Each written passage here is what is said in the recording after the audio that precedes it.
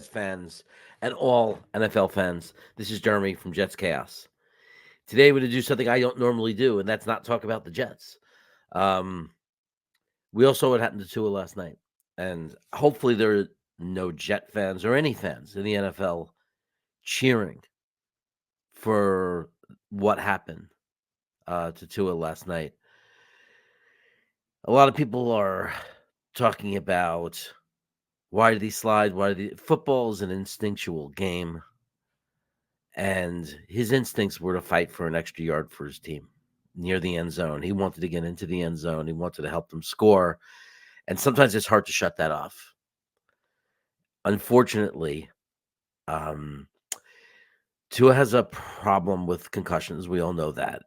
But a lot of people don't understand the way concussions work. It's not just each time you get a concussion, it was random luck. It's not, Tua has the same chances of getting a concussion as any other player, and it's just bad luck. I think I'm not, maybe 10 people don't understand. I don't know. It seems like on Twitter, a lot of people don't understand that concussions are cumulative. The reason he gets so many concussions is the same reason Troy Aikman retired before he had to.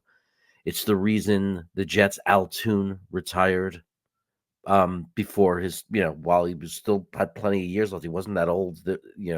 He retired. People don't know it. They were quiet about it at the time. Because of concussions. Like Al Toon was seen blurry, had headaches.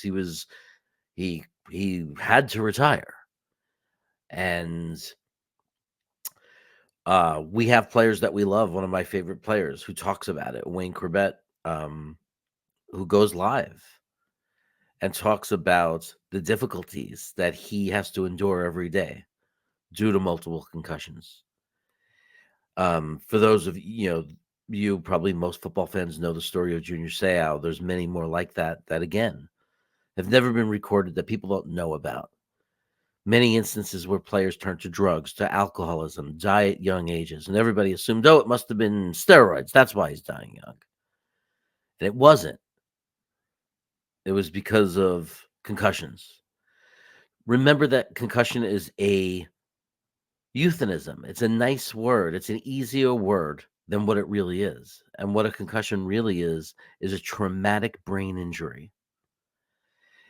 And think about almost like elastic, something that stretches. There's that is in our head that holds our brain in the center of our head.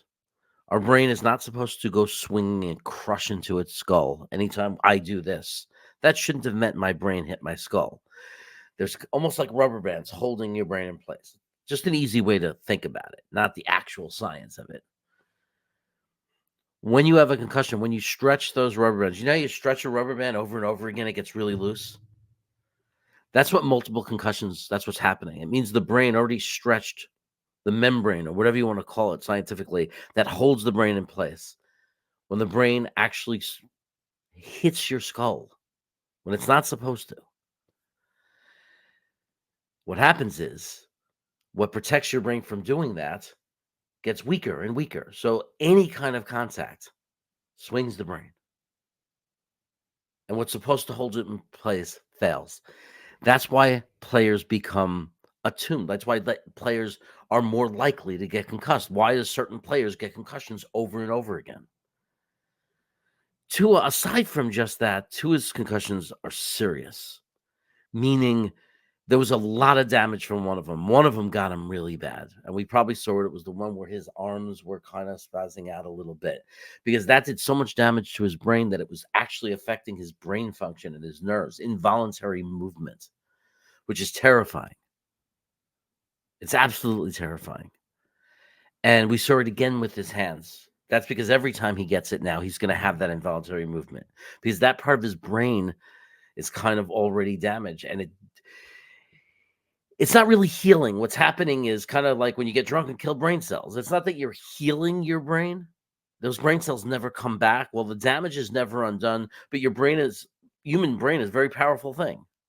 And it compensates. And that's why we get our thoughts back. That's why you get clarity back because we have a lot of brain that's not even used and it can compensate for the brain part that's damaged, but to function.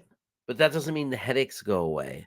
And that doesn't mean, and I don't think what anybody understands, the depression and the behavior, the impulsive behavior, some of the things that we have unfortunately seen, and sometimes it's suicide, sometimes it's violence.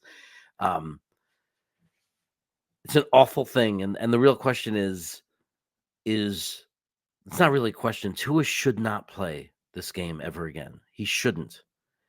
He's got $24 million after his 40 something million paying agents, taxes. I calculate he has well over $20 million. Endorsements, I'm not even counting that. He probably has 30 million. Who knows? There's 100 and something, 120, 140 million left on the table. I get it. But how can his family members allow him to play? How can his coach, who claims to love him, allow him to play? Look up the story of Chris Benoit, a WWE wrestler. Multiple concussions, CTE, killed his family and killed himself. That's the extreme example.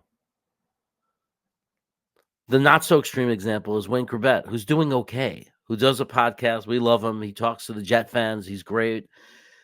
But he also has headaches, and he also is in a lot of pain, and he also suffers. And he doesn't regret it because that's the kind of guy he was. He loved the Jets so much. But we all feel for him. And what's going on with Tua is so much worse than we ever saw visibly go on with Wayne Corbett. So we can only imagine how bad it could be for Tua. Tua's already made as much money as Wayne Corbett's probably made in his entire career. Already.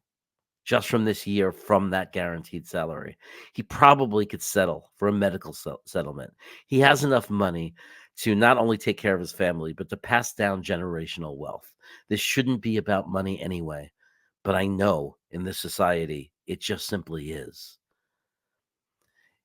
If you're a real fan, or if you're a fan of people, or if you care about people, if his family member, his coaches, his staff, if anyone has any humanity in them, they would convince him to retire. It is not worth it.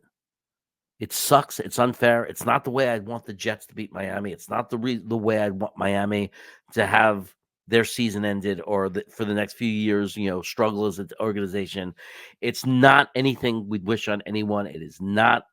It is a horrible situation, but nothing more horrible than ignoring the needs of the human being, the person, and his family. That's my take on it. If you don't agree, you don't agree. Please be respectful in the comments. Take care, everyone.